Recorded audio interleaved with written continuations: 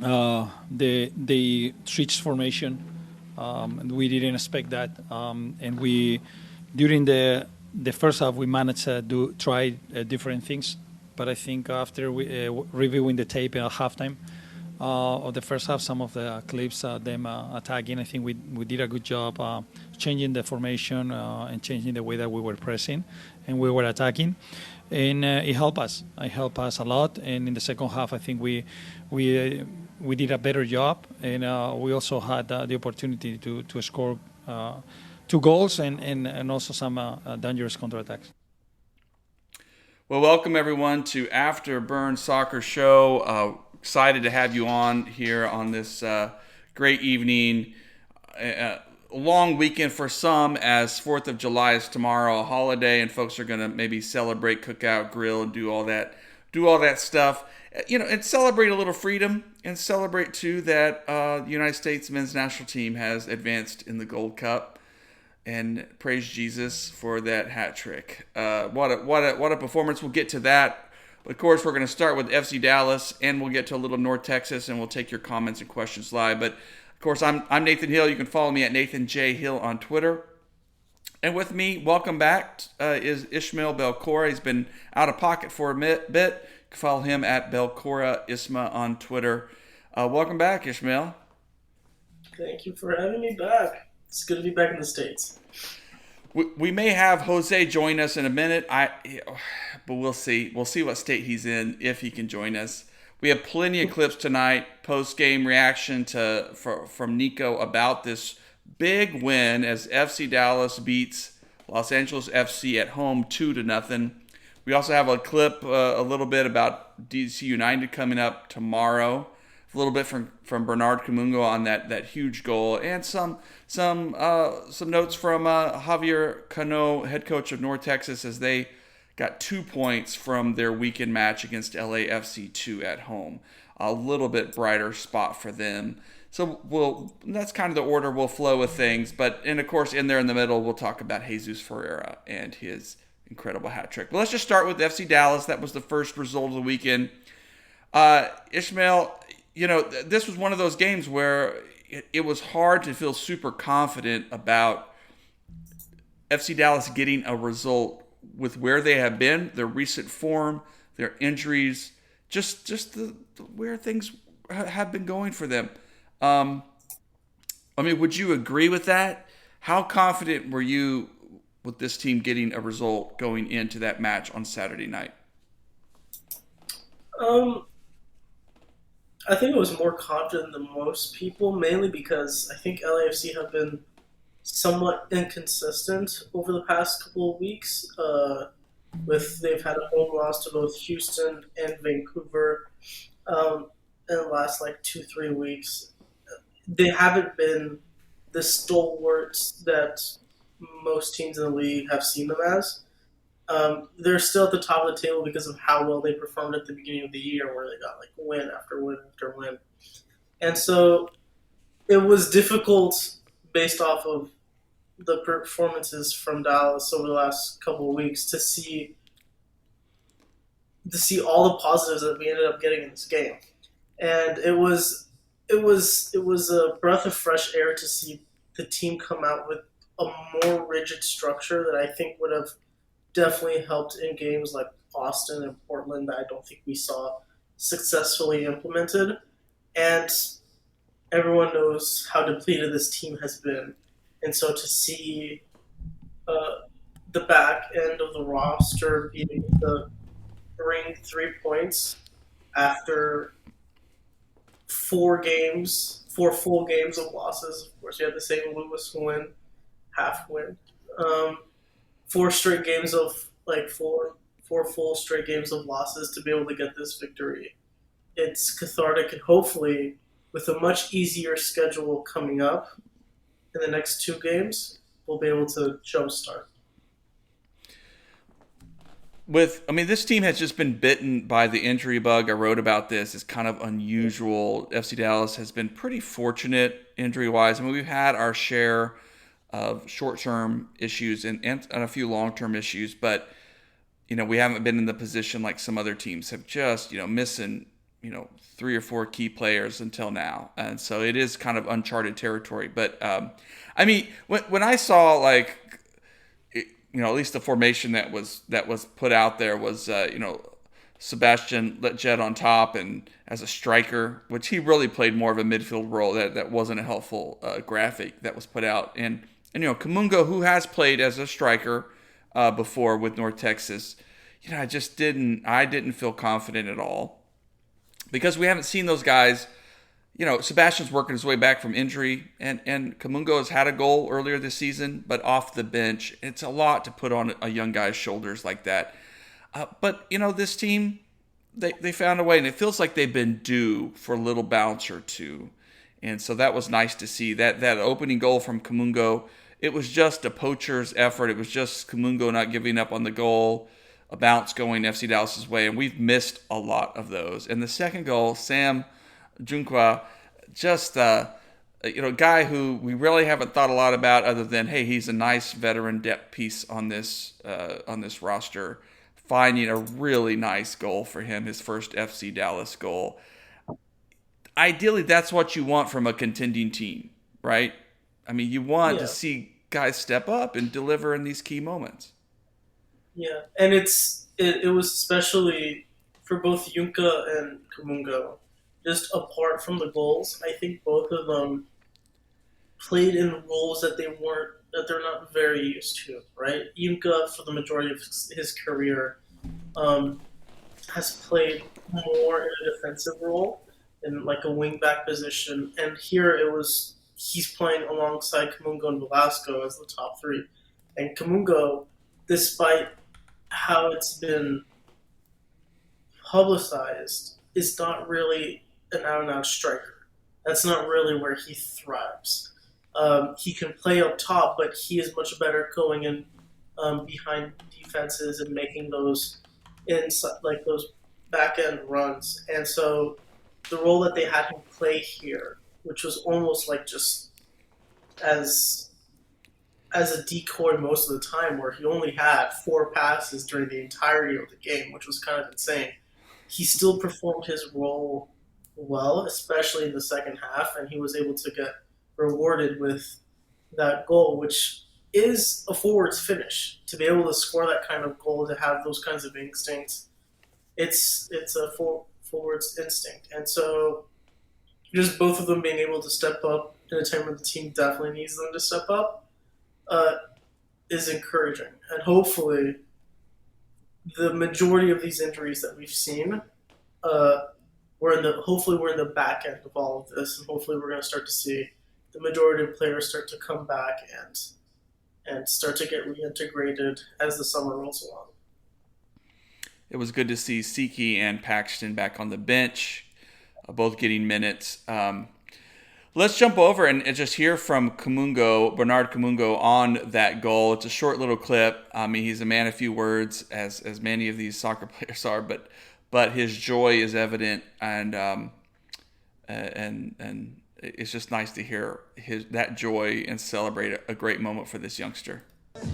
This is really good for me and my family as well, and then all the hard work and all the stuff they taught me during the game and even off the field it really means a lot, and I'm pretty sure I'll just build out from here and keep helping the team.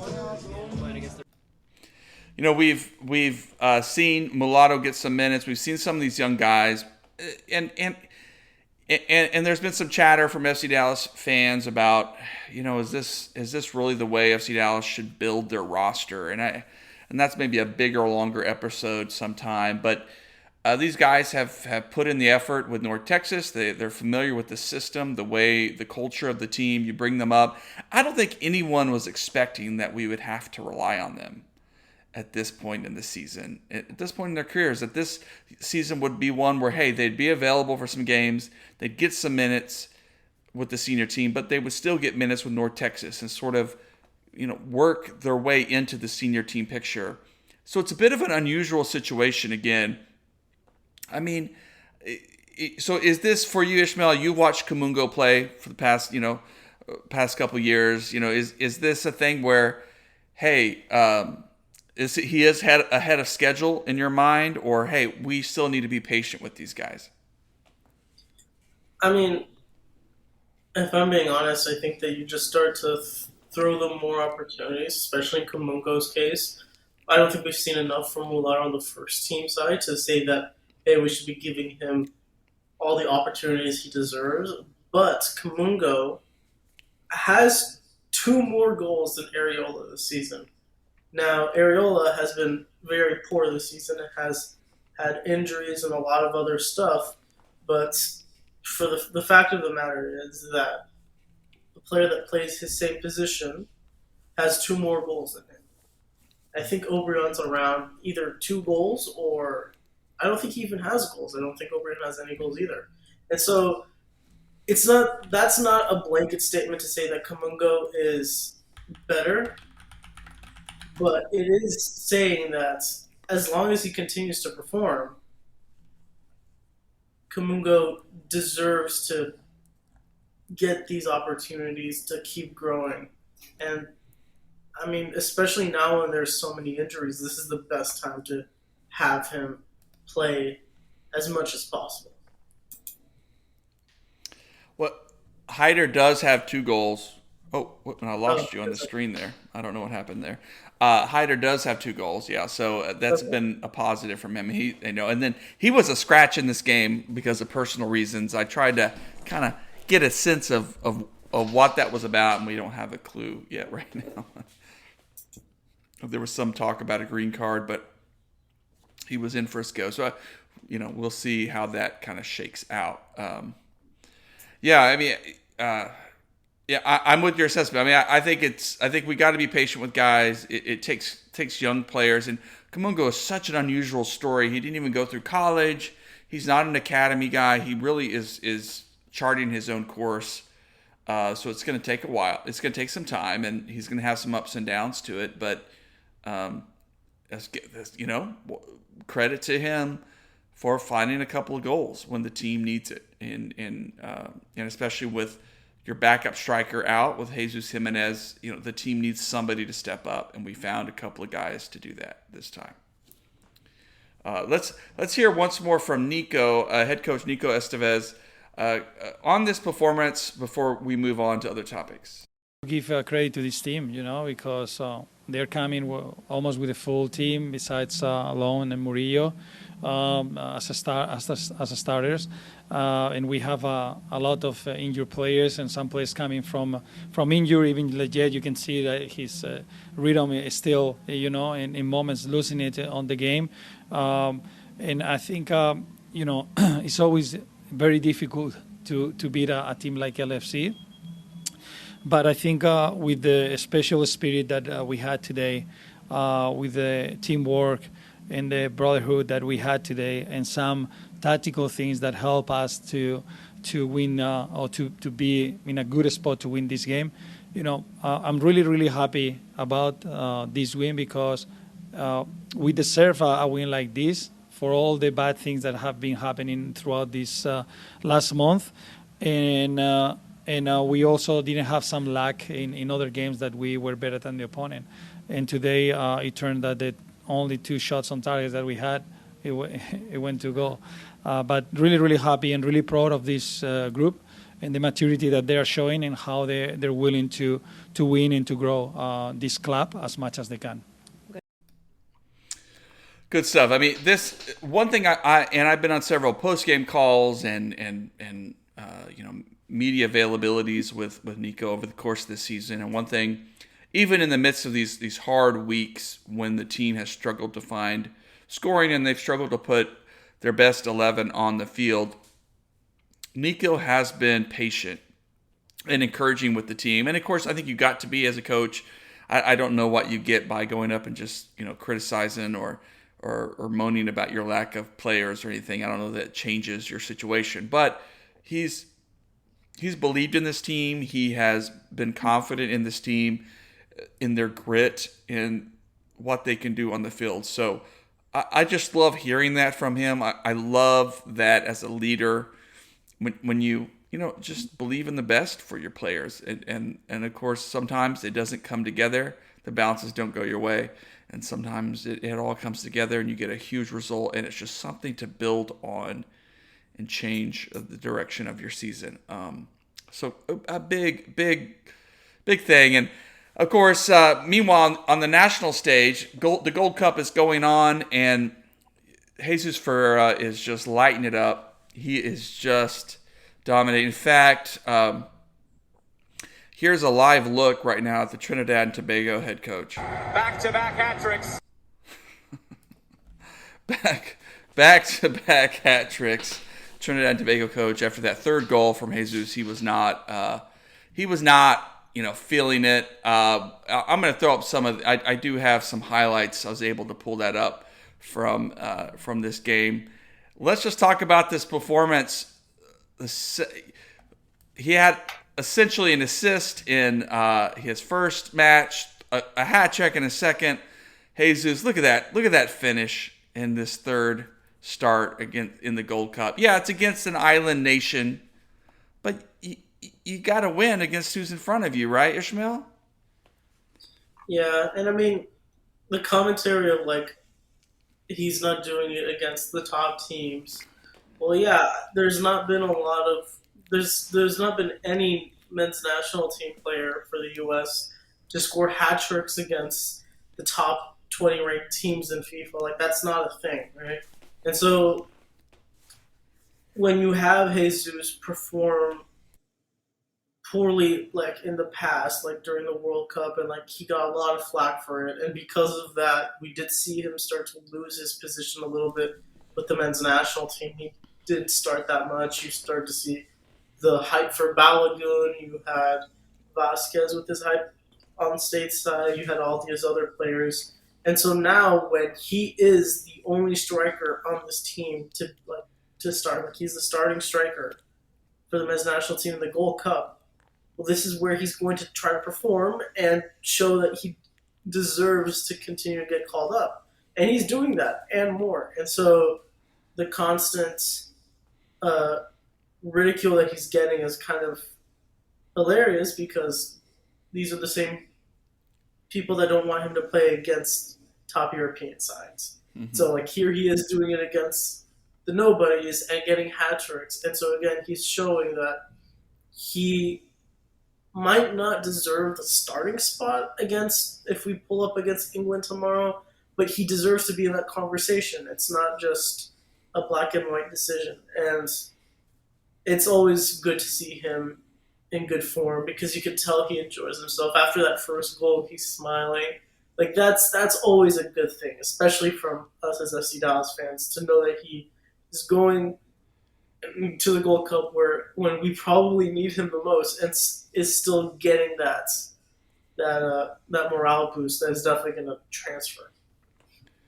I mean, the second goal very much a sort of took advantage of a lot of mistakes, defensive mistakes, just a sort of a nice poacher's effort just to stay with it. Third goal, penalty kick. They can go a lot of different ways, but you expect him to slot that home. Yeah, but that first goal, there's just a lot of class there. Just a lot of class. Bounce that ball up and just and send it home. It's just quality. I love it too, because my worst thing would be for him to come back from the Gold Cup not able to score, feeling frustrated, or not get enough service. And so, at the very least, he's going to come back from this Gold Cup, whatever happens, with some confidence to keep that going. And I think it'll step up for his teammates in FC Dallas to say, we need to feed him the same way that they've been able to do, on that stage. I mean, here's my big question, Ishmael, and I'm really curious about just your sense of where it is. Do these performances increase the chance in your mind that someone comes with an offer for Jesus during this summer transfer window? Probably not. I don't think that they increase. I don't think that you have someone from a team from the Netherlands or a team from Belgium look at him score against Trinidad and Tobago and then just like have their eyes bulge out of their heads and be like, we need this player. These aren't the performances that define that. It's what they saw last season, what they're seeing this season, right? He's not as prolific as he was last year, but he's still scoring goals this year for FC Dallas. And so you have teams scouting him day in, day out. Now, this definitely doesn't hurt. I feel like if he went to the Gold Cup and did absolutely nothing and was starting and did absolutely nothing, it would have probably hurt his stock. But the goals are probably not improving the stock to a massive point where he's going to leave in the summer. I do think that he will probably leave this winter, mainly because he wants to be on that Copa America team. Not the it's I think that's the Copa America that's coming next year. He wants to be on that team for the men's national team, and so I do think he leaves in the winter just because of that. But I don't think PSV, for example, looks at this game and are like, yeah, I'm convinced. I don't think that these are the games that do that. Maybe the semifinals and the final, if the U.S. get there and he's still scoring goals, there will definitely be something that perks the eyes of someone in Europe. Well, and the other kind of out there thought, although I don't think it's a strong one, is Liga MX. I can't say MX. Like someone from there. I know there's been interest before in him in the past, some historic interest in, but I don't know that they have the finances to pull off a deal that would make sense for FC Dallas, and especially with him as such a focal point for the offense for FC Dallas. It's just like, why would you sell him? I mean, it would have to be a deal that you couldn't turn down, or maybe a deal with a loan back or something. But it's fun to watch. It's fun to think about it. I don't know if it will silence his critics who just are convinced that Jesus is just a MLS tier striker. But you got to score goals. I mean, if you start the game as a striker, you don't score goals. I don't care how talented you are. Like, you got to score. You got to put the ball in the back of the net, and he is doing that. He is definitely doing that. Yeah. Well, I mean, when it comes to FC Dallas and their decision on, definitely Jesus is going to leave at some point before the 2026 World Cup, right? That's almost 100% a given. And so for Dallas, the decision comes to a tipping point of you have to sell when he is most informed and when he most wants to go, right? If you start keeping him past that point, you start getting a Castillo kind of situation, right? And this team knows this, and the FC Dallas front office knows this.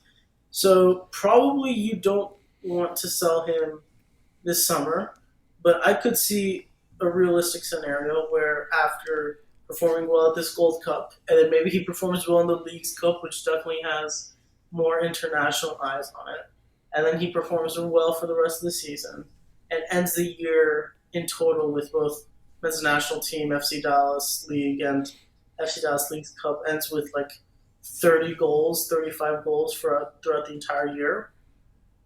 That's enough of a raise stock where I think FC Dallas could ask someone in Europe for 15 to 20 million, which is probably what they're wanting at this point. So I don't think it happens in July or August, but probably will happen in December, January.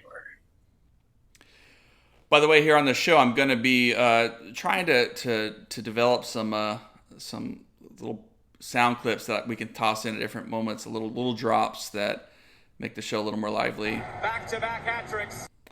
Just to have some fun with, and of course I got the classic. What's the point? What are we doing? What's the point? All right, good old classic. And of course. And by the way, I love your podcast. I was listening. Thank you, Javi Cano, head coach of North Texas, gives us a nice transition there as North Texas SC on Sunday welcomed LAFC 2 to town. LAFC 2 is the worst team in the Western Conference, but with the way North Texas SC has been playing, they've been dropping points. They have settled for draws and played some valiant draws in places. Lost several penalty kicks in a row. It's just not been. It's been a very young team struggling to find their form, to find consistency. And head coach Javi Cano, again, credit to him. He's been positive. He believes in his players. He celebrates his players. and he trusts his players that they're going to figure things out. He's been very patient, and also been, aware that there's been a little bad luck in some of these games. Well, they experienced that again. They went up 1 goal, assisted by Hope Aveyevu, just a great sub in the second half as he works back to fitness. And unfortunately, LAFC2 equalized. Then you had a great breakaway with Pablo Torres getting his first goal of his MLS Next Pro career. And then a late goal, a shot from way outside of the box. It just flew in. It just flew in. It was one of those kinds of lucks, bit of bounce, bit of a luck, bit of an unfortunate stretch for North Texas. So they had to settle for a draw, but for once they broke the streak of their penalty kick shootout losses. Were able to come up clutch. Let's hear head coach Javi Cano after the game. We know the LAFC is a team who love the ball, So like we let the central backs a little bit to have the possession and they need to try the decision. We started with a kind of pressing. Later we modified a little bit. We were a little bit time where they arrived to the last third, but no dangerous things. So I think I remember just 1 or 2 times that they just touched the box on those actions. They have some shooting and deflecting, but nothing dangerous. So like the idea is to don't get exposed, like we knew like they want to try to play on the pocket with Christopher Jaime and the other midfielder. They want to try to put the wingers very, very wide to try to create those intervals between central backs. So we try to avoid this. And we were running a lot. We were running a lot because we detect our distance between lines, between the defense, midfielder, and forwards, they were very high. When we launched the pressing, we were just stretching the team. So we were defending in very big space, and this is hard when you have an opponent very good with the ball. So in the second half, we try to change it. All right, and well, I mean, we scored 2, they scored 2, and again, and it was unlucky. This second goal deflected, second action, and we were so close. But finally, we break the course. You hear head coach Javi talking about the X's and O's of that game, which I do find fascinating. The North Texas wasn't very effective in the first half. They were defensively solid. They were organized enough to keep LAFC2 from scoring, but couldn't quite generate as many opportunities as they wanted, though they did generate a couple. But the second half, things kind of turned around for them, and they were able to get some positives going. I mean, Ishmael, I don't know how much when you're away, you were able to follow North Texas, with the senior team. Oh, here comes Jose. All right, there he is. Well, we got a side shot for you, buddy. Okay. Can you hear us, Jose? You hear me? Yep. Okay, sorry, I gotta change computers. Computer monitors. Well, we welcome to the show Jose Carmona at El Chico Carmona on Twitter. Enjoying a day off, I believe, right, Jose? That's right. I actually just got back from a cookout. I thought I'd be back earlier, but okay, no problem. Well, and we'd already talked about FC Dallas. We talked a little bit about Jesus and the United States men's national team, and we can certainly circle back just a bit if you want to add some things, Jose. But right now we're talking about, we just listened to Javi Cano talk about this North Texas game against LAFC2. Disappointing to give up that second goal, but they did break the penalty kick shootout. And I was asking Ishmael here, mid-sentence as you were joining in, Ishmael, with some of those first team players not available, it feels like this is a really young team trying to figure things out.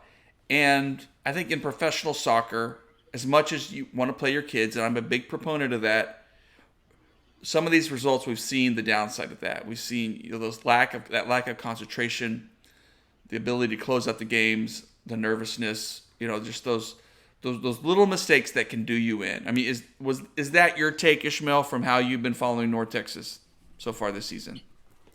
Yeah, and I think that the majority, the disappointing aspect isn't that it's a thing because we know that there's a massive learning curve when it comes to these young guys.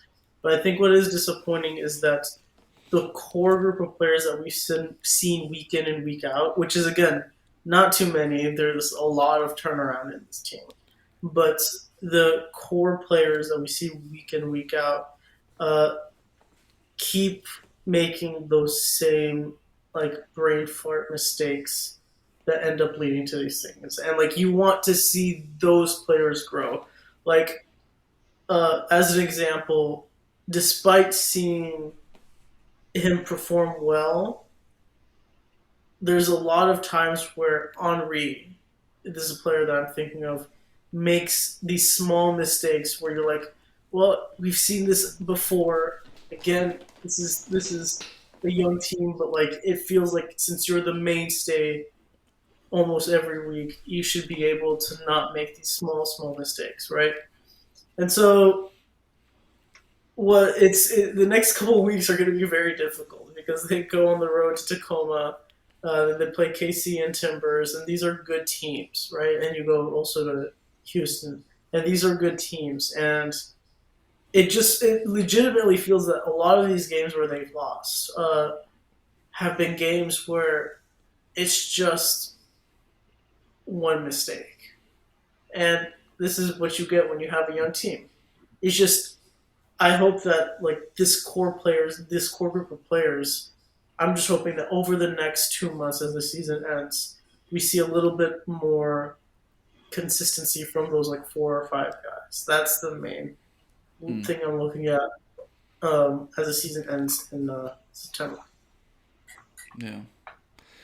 Jose, I mean, were you able to catch up on this North Texas match? And Yeah, we're seeing, what we're seeing is the same thing, like Ishmael said, but it's not that they're making these little mistakes. It's when they're making them. They've lost out on 3 points multiple times because they've given up that late goal, and they did it again shortly after they had taken up the 2-1 lead, and this is playing the full match and keeping your composure for the entire duration. We haven't seen that. I will say that there has been a slight improvement from the beginning of the year when they were just losing games, and now instead of losing games, they're at least eking out draws, and then they're eking out draws and losing the shootouts. So now they've actually eked out a draw and won the shootout. So the progress we're seeing is slight. And you know what? The problems with this team's began very early in the season.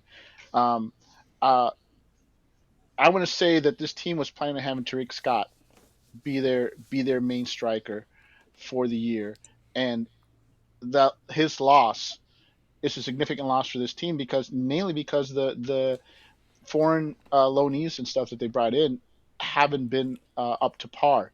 They've uh, it's not maybe not that they've been up to par, but they haven't gelled uh, hmm. into the team. The stuff we used to see in MLS where you get foreign players and they struggle.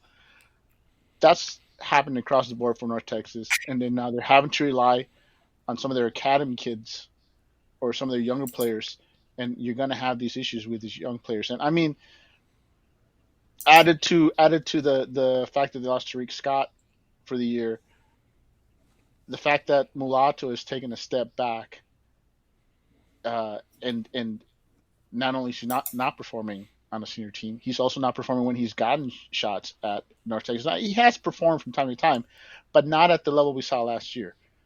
So you see, I just want to add that I'm not really concerned. We've seen this before from North Texas where they struggled mightily in the first half, and then they've taken steps in the summer to address their issues, and we're already seeing that they've gone out and signed this kid from Argentina. I forgot his name, but they're bringing him in on a free. Basically, it was uh, from what I hear, the kid's a solid prospect. North Texas must think so also because he signed to a 3-year deal, and he plays in the attack. He plays in a position of need for the team, and I think he's just one of a couple of players that they're likely to add to try to bolster for a second half push. So I'm not too concerned yet. The with the foreign kids not playing up to par, the younger kids have got minutes, and that's going to be good in the long run. We get to see some of these 16, 17 years old getting significant minutes at the professional level, and mind you, some of them are going to go off to college. I hear Diego Hernandez, who played this last match. I hear that's his last match with North Texas, and now he's off to Furman. So there's going to be a couple of kids that have been getting minutes there will run off to college now. I think uh, I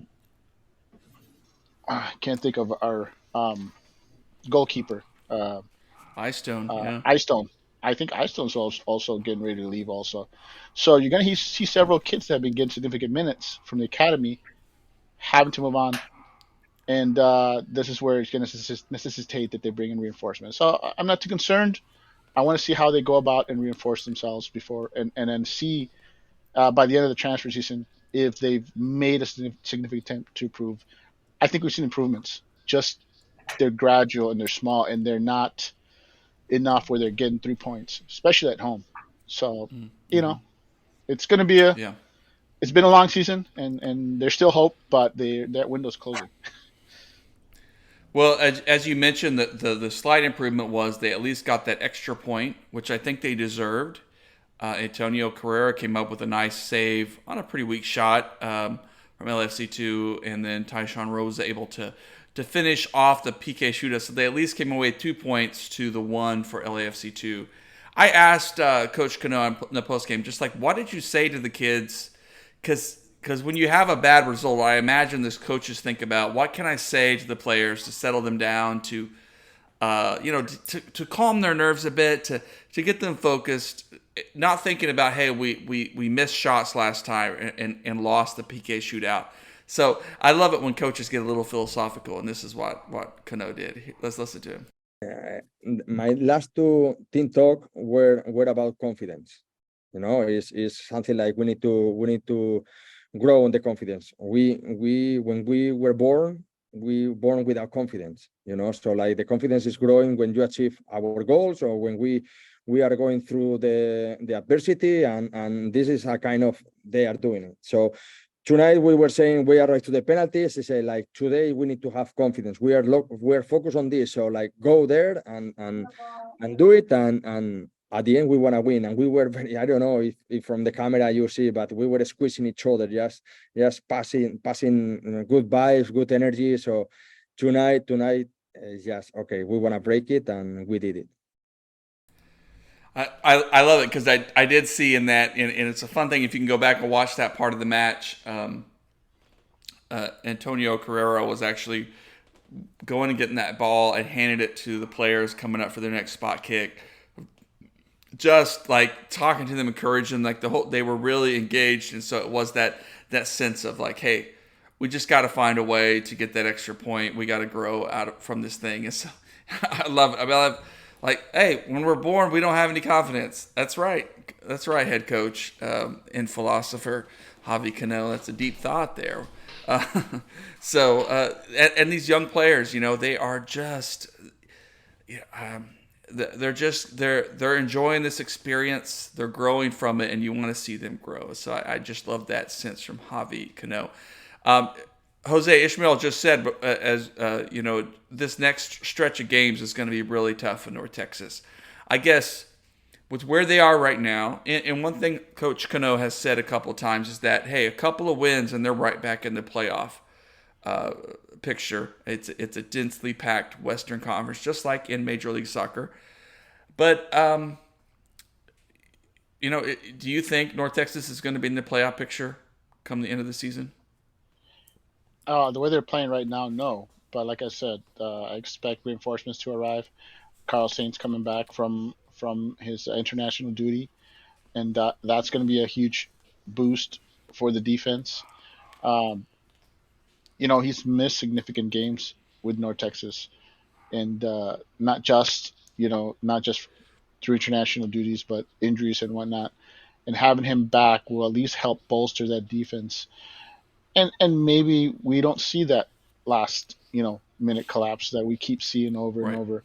That's just something that they have to figure out. They have to You're starting to see certain players, lock down their positions. Rose is locked down the left back. Henry is almost always a starter. Carrera, but your right back and your other center back positions haven't been sorted. And Carl Saints missed enough time that some younger players have had to play in his spot.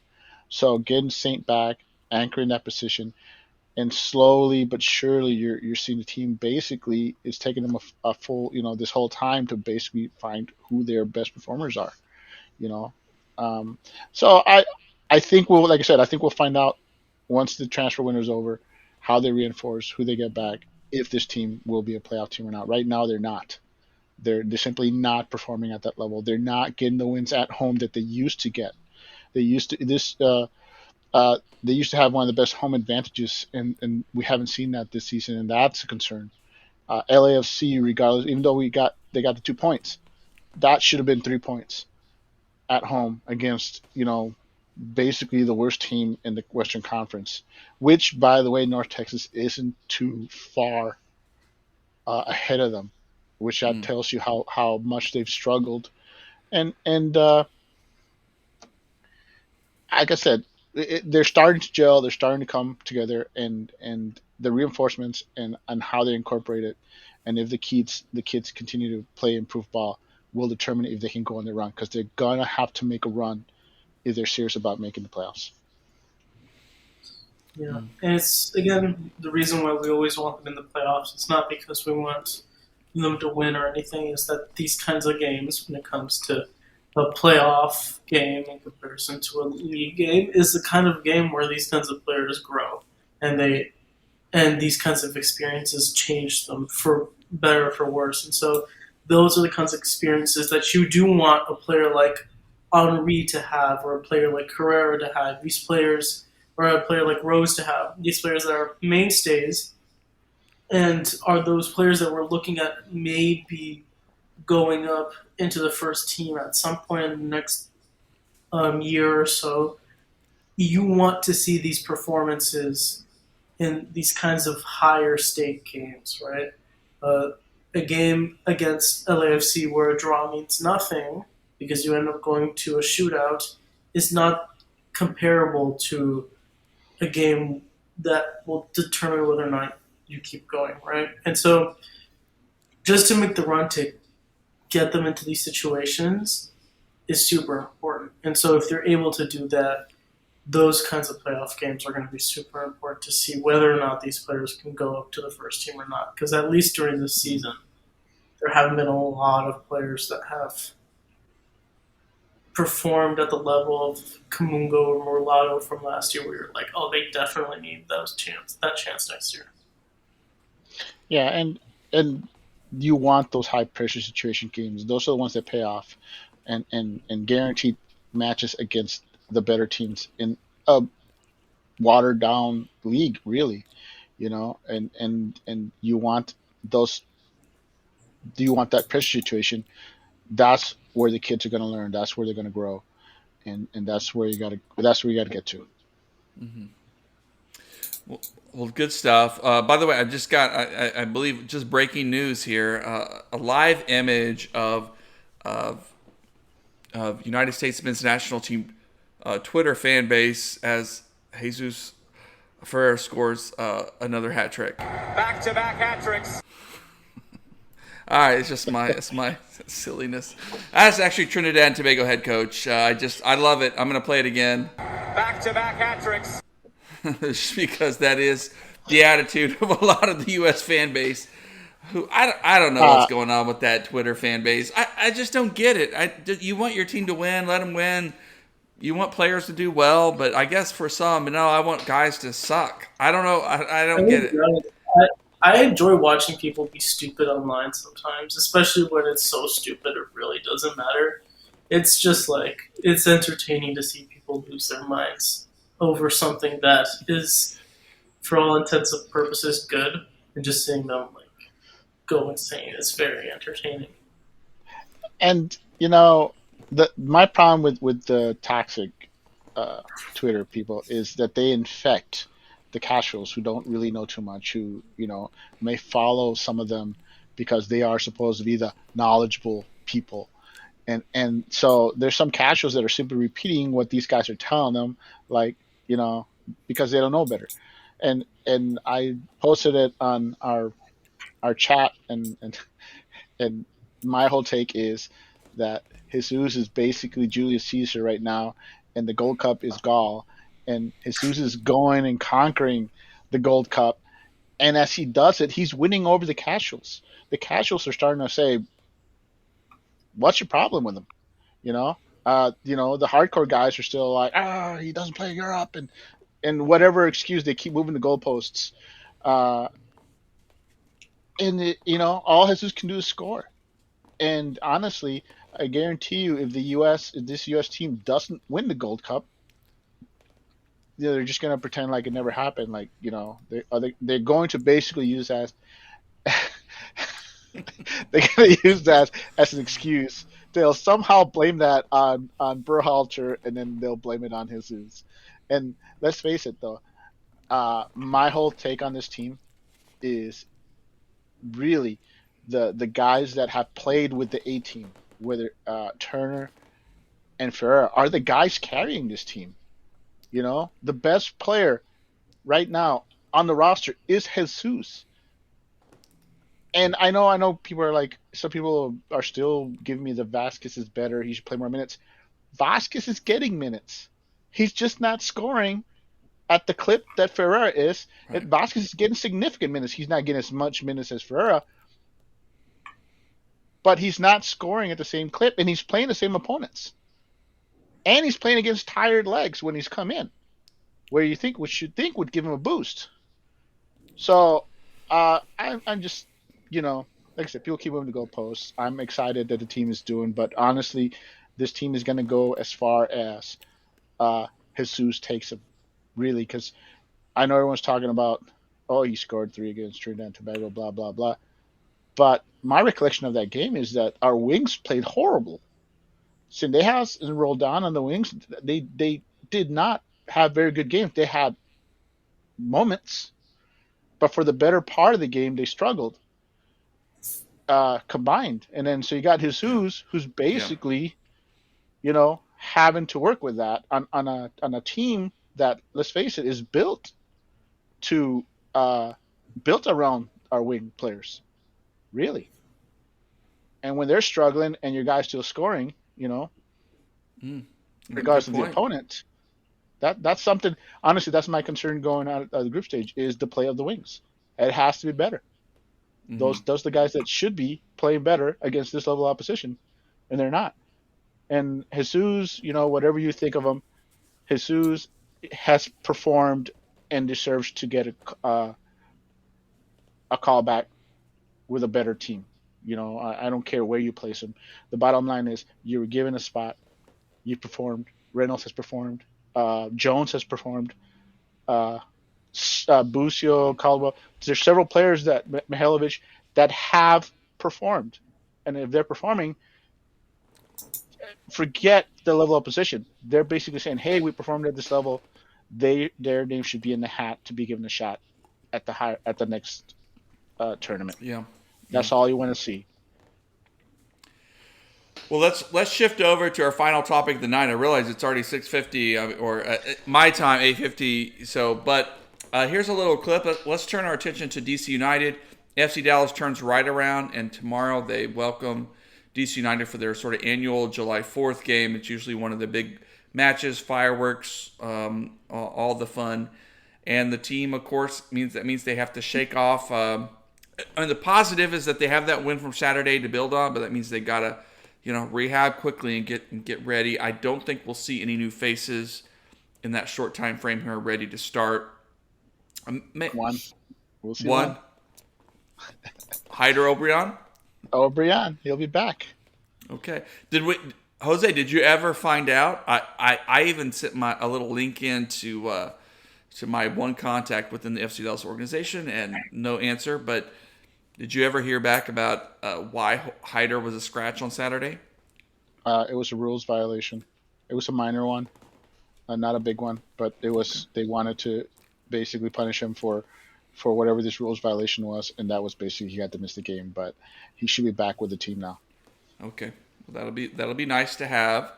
Although I almost wonder if you give Kamungo another run or what. But or Sam Hunka is also worthy. But let's first listen to Nico as he spoke to media today about prepping for DC United.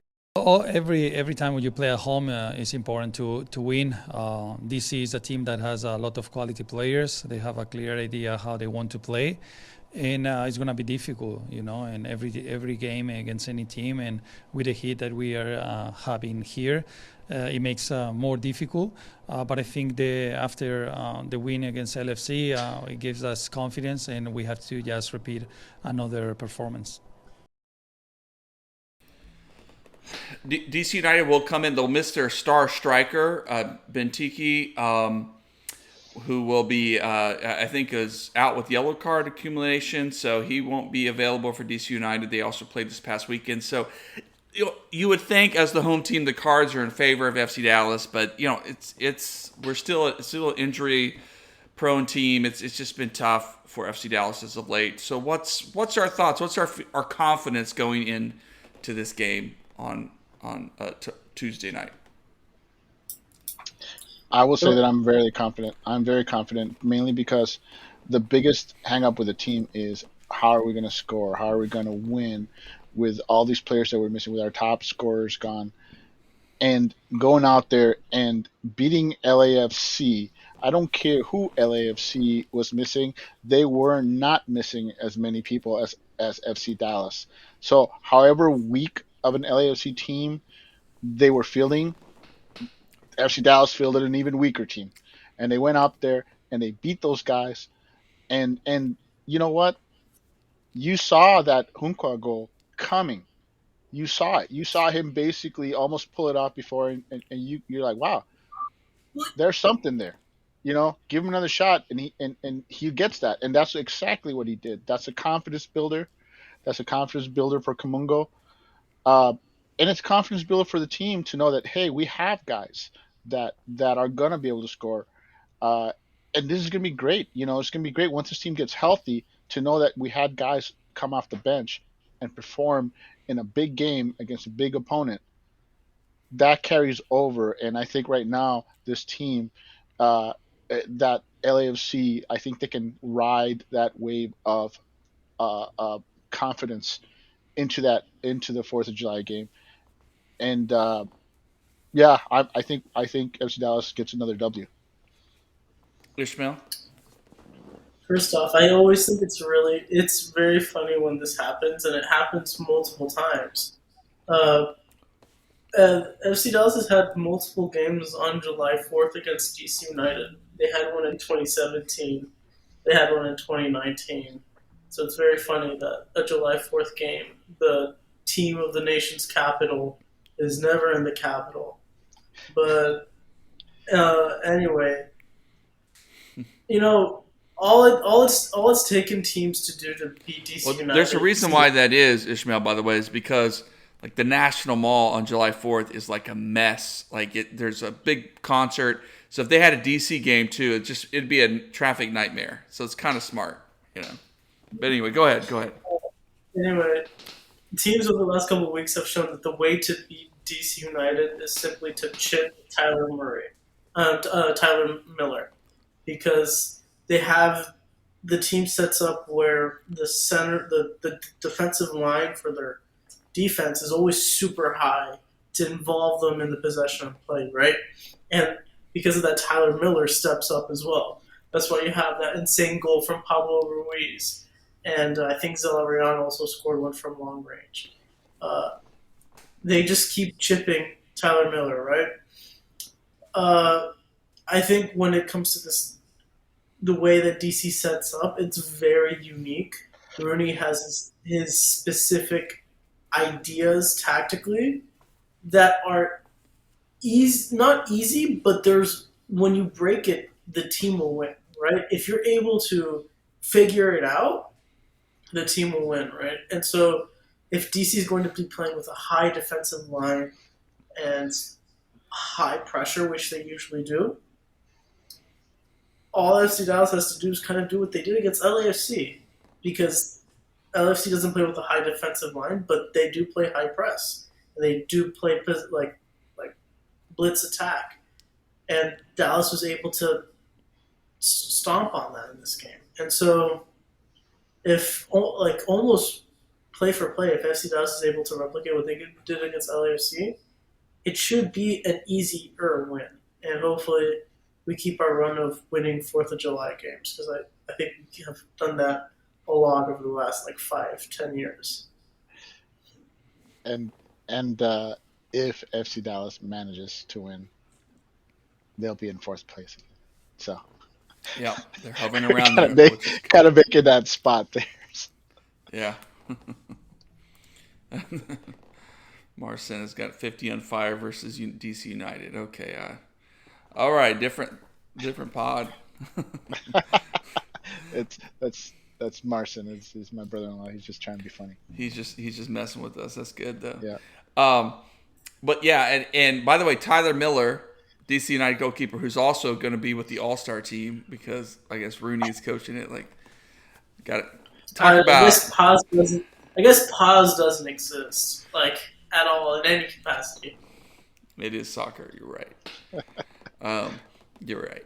But yeah, like I think talk about again, United States men's national team Twitter talking about Greg has his guys. Well, Rooney I guess evidently has his guys too. So he's every manager has sure. their guys. How Every manager has their guys. How did Benteke get the All-Star? Like, what has Benteke done this year? Yeah, I mean, he's had a moment or two. I mean, I don't. I'm okay with Paz not being at the MLS All-Star game, because then he can go spend time with his hot girlfriend.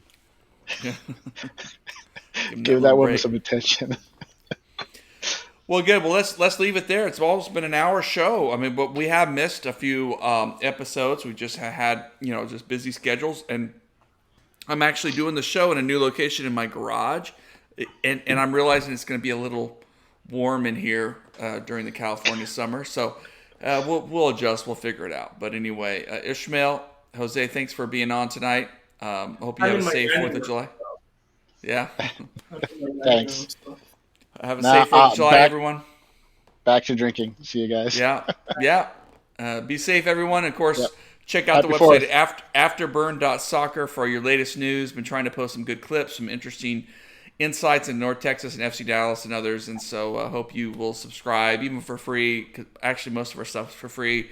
And hey, go FC Dallas. Let's do it. All right. Good night, everybody. Good night, guys.